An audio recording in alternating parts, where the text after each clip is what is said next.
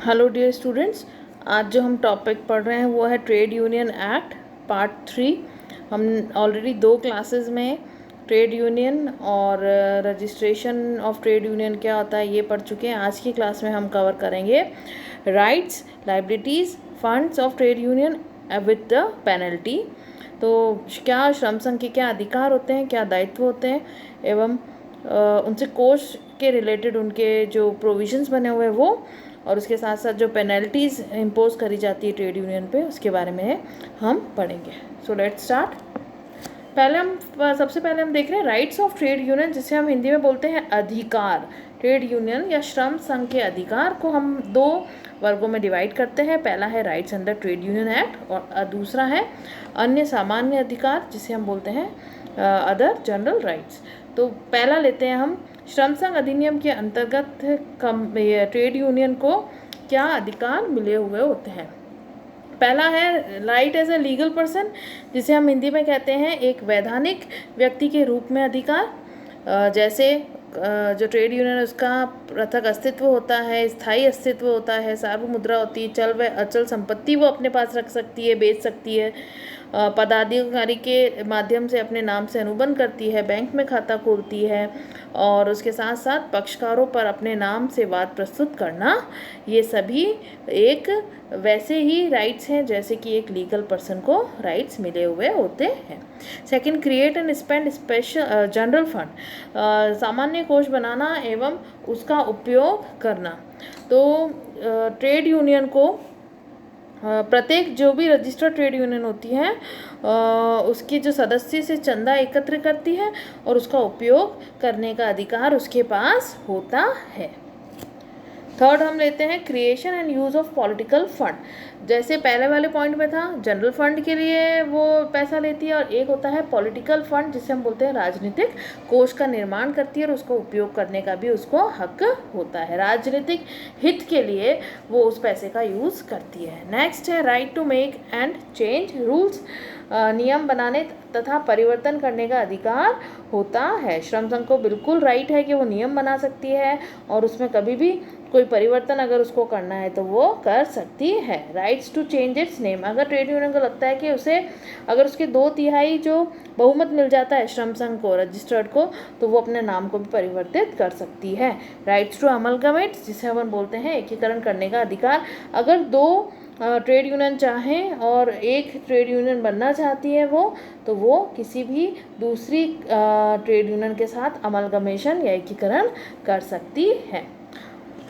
अब हम पढ़ते हैं नेक्स्ट जनरल राइट्स, जिसे हम बोलते हैं सामान्य अधिकार। जनरल राइट्स की अगर हम बात करें तो पहला आता है ट्रेड यूनियन क्या करती है, प्रतिनिधित्व करती है, पंच नियुक्त करती है, सौदेबाजी करती है, सभाओं एवं सम्मेलन आयोजित करती है, सूचनाएं या बुलावे का नोटिस प्राप्त करने का अधिकार होता है उसको, वैधानिक सहायता प्राप्त करने का अधिकार होता है उसको, परिसर में संपर्क करने एवं चंदा एकत्रित करने का अधिकार होता है, वैध रूप से हड़ताल, धरना, घेराव करने को आयोजित करने का अधिकार है, वैधानिक औपचारिकता का पालन करना एवं वैध कार्यों की योजना बनाना एवं उसे क्रियान्वित करना। आगे हम पढ़ते हैं प्रिविलेजेस या विशेष अधिकार क्या प्राप्त होते हैं ट्रेड यूनियन को। श्रम संघ के विशेष अधिकार, पहला आता है इम्यूनिटी फ्रॉम क्रिमिनल लायबिलिटी, जिसे अपन बोलते हैं आपराधिक दायित्वों से मुक्ति। ठीक है, तो किसी भी रजिस्टर्ड ट्रेड यूनियन का कोई भी पदाधिकारी या सदस्य जो है वो श्रम संघ के उपदेशों की प्राप्ति के लिए सदस्य के साथ किए गए किसी भी अनुबंध के लिए भारतीय दंड संहिता की धारा 120B के अंतर्गत दंडित नहीं किया जा सकता है, जब तक कि वह अनुबंध ही कोई अपराध करने के लिए किया ना गया हो। सेकेंड आता है सिविल सूट्स, जिसको अपन बोलते हैं दीवानी दावों से मुक्ति। तो इसमें किसी भी पंजीकृत श्रम संघ या उसके किसी भी पदाधिकारी या सदस्य को कभी भी ऐसे कार्य के विरुद्ध किसी भी दीवानी न्यायालय में वैधानिक कार्रवाई नहीं की जा सकती है। नेक्स्ट आता है क्या प्रिविलेजेस है, immunity from civil liability for agents act. जिसे अपन बोलते हैं श्रम संघ के एजेंट के कार्यों के लिए दीवानी दायित्वों से मुक्ति। कोई भी पंजीकृत श्रम संघ अपने एजेंट के आपराधिक कार्यों से संबंधित किसी भी दीवानी न्यायालय में ऐसे वैधानिक कार्यवाही के प्रति उत्तरदायी नहीं होगा जो कि मान लीजिए इंडस्ट्रियल डिस्प्यूट की सफलता के लिए की गई हो, यदि यह सिद्ध कर दिया जाता है कि उसने वह कार्य उस श्रम संघ की कार्यकारिणी की जानकारी के बिना अथवा उसके स्पष्ट निर्देशों के विरुद्ध किया था। तो श्रम संघ का अगर कोई के एजेंट के कार्य के लिए दीवानी दायित्व से मुक्ति है, जो एजेंट का कार्य है उससे श्रम संघ कौन होती है, मुक्त होती है। व्यापार में रुकावट डालने वाले ठहराव करने का विशेष अधिकार, privileges to make agreement in restraint of trade. कोई भी श्रम संघ अपने सदस्यों के साथ कोई ऐसा ठहराव भी कर सकता है जो उसके उद्देश्य किसी व्यापार में रुकावट डालना ही क्यों ना हो। ऐसा ठहराव चाहे देश के प्रचलित कानून के अंतर्गत व्यर्थ या वर्तनीय क्यों ना हो श्रम संघ के सदस्यों के बीच कहा गया यह ठहराव वैध होगा। तो व्यापार में रुकावट डालने वाले ठहराव करने पर भी उसे विशेष अधिकार प्राप्त होते हैं। अब नेक्स्ट आते हैं लायबिलिटी या ड्यूटीज ऑफ ट्रेड यूनियन। पहला आता है ड्यूटी टू मेक रूल्स, जिसे हम बोलते हैं नियम बनाने का दायित्व होता है। अब कार्यकारिणी का गठन करना, जिसे हम कॉन्स्टिट्यूशन ऑफ एग्जीक्यूटिव्स। नेक्स्ट आता है सामान्य कोष का विधि सम्मत उपयोग करने का, मतलब duty to spend general fund as required by law, जैसा लॉ में लिखा हुआ है वैसा ही उस जनरल फंड्स को हम यूज़ करेंगे। सेम फोर्थ पॉइंट भी है, पॉलिटिकल फंड को भी वैसे ही यूज़ करेंगे। Duty to provide accounts books and list of members for inspection. इनकी ड्यूटी है कि अगर कोई मांगता है तो वो इंस्पेक्शन के लिए ये चीज़ें दे। Duty to make membership to the minor, वयस्कों को भी सदस्यता देने का कर्तव्य है। रजिस्ट्रार को नोटिस भेजने का कर्तव्य है, जिसे हम बोलते हैं ड्यूटी टू सेंड नोटिसेस। प्रतिवेदन प्रस्तुत करने का कर्तव्य, ड्यूटी टू सेंड रिटर्न्स। समापन का पंजीयन कराने का कर्तव्य, अगर डिसोल्यूशन है तो उसको भी हमें रजिस्टर करवाना पड़ता है।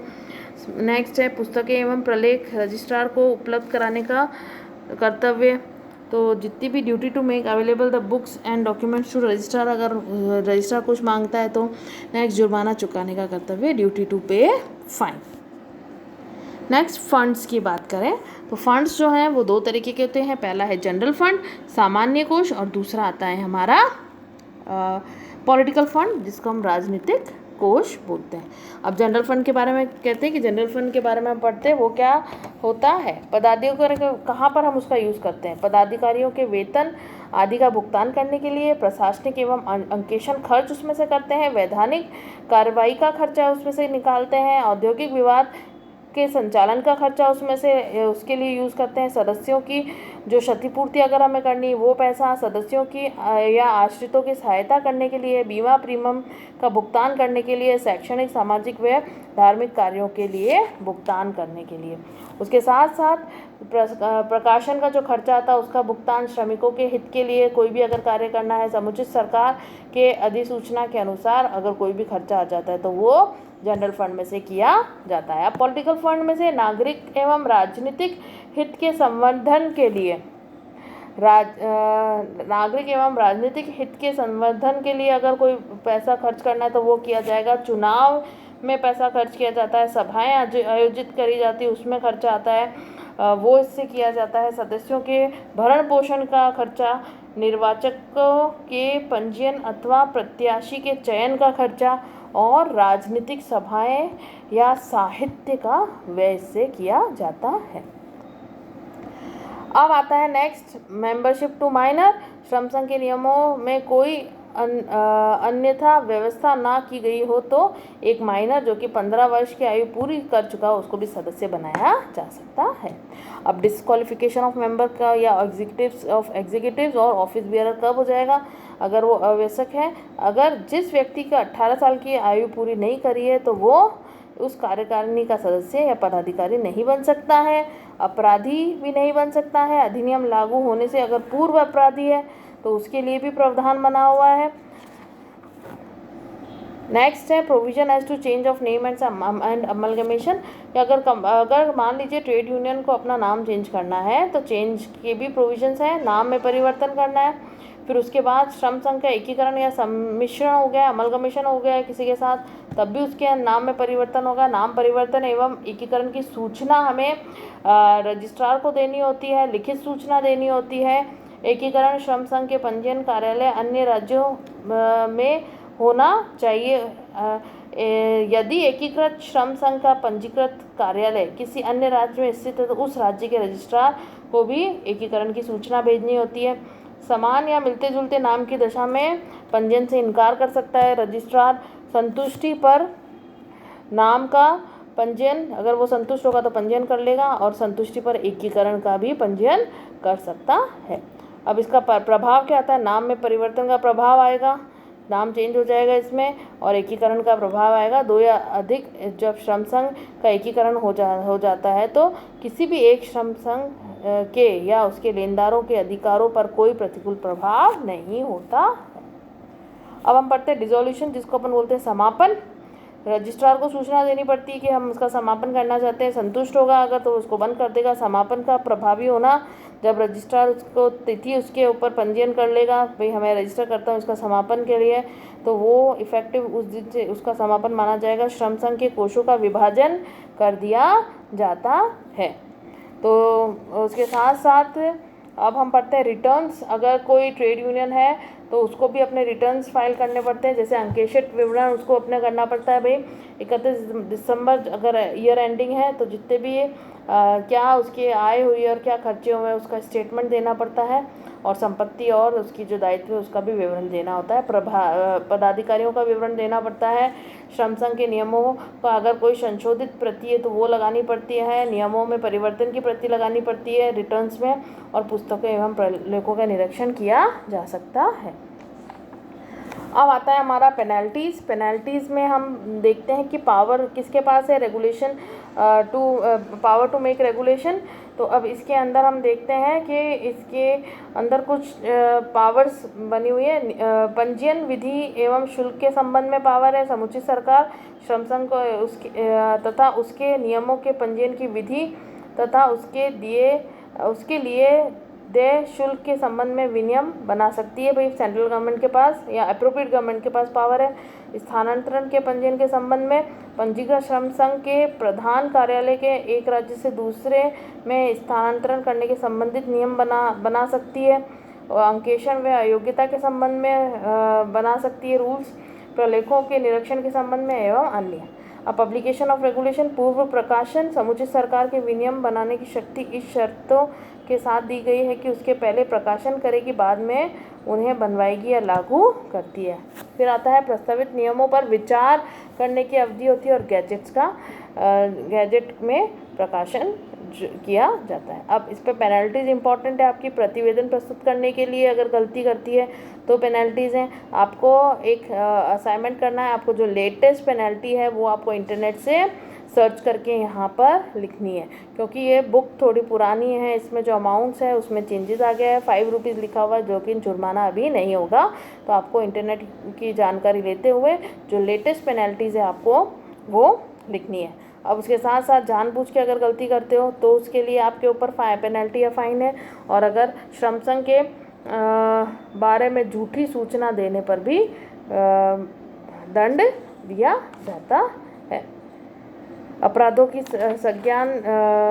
संज्ञा इसमें है कॉग्निशन ऑफ ऑफेंस, सुनवाई का अधिकार होता है। और अपराध की के बारे में भी जो भी संज्ञान है उस पर सुनवाई करी जाती है। आपका इम्पॉर्टेंट है जो इसके अंदर जो इम्पॉर्टेंट है वो आपको पेनल्टीज़ पढ़ना है, और लेटेस्ट पेनल्टीज़ आपको इंटरनेट से सर्च करके लिखनी है। अब आपका असाइनमेंट जो है वो है rights, privileges and liability of registered trade union पे असाइनमेंट करना है। आपको नोट लिखना है। Penalties for false information regarding trade union, गलत सूचना देने पर क्या पेनल्टीज़ है, और अमलगमेशन ऑफ ट्रेड यूनियन से आप क्या समझते हैं, उसके आपको प्रोविजंस लिखने हैं। Thank you so much. यहाँ पर हमारा जो टॉपिक है वो ख़त्म हो गया है।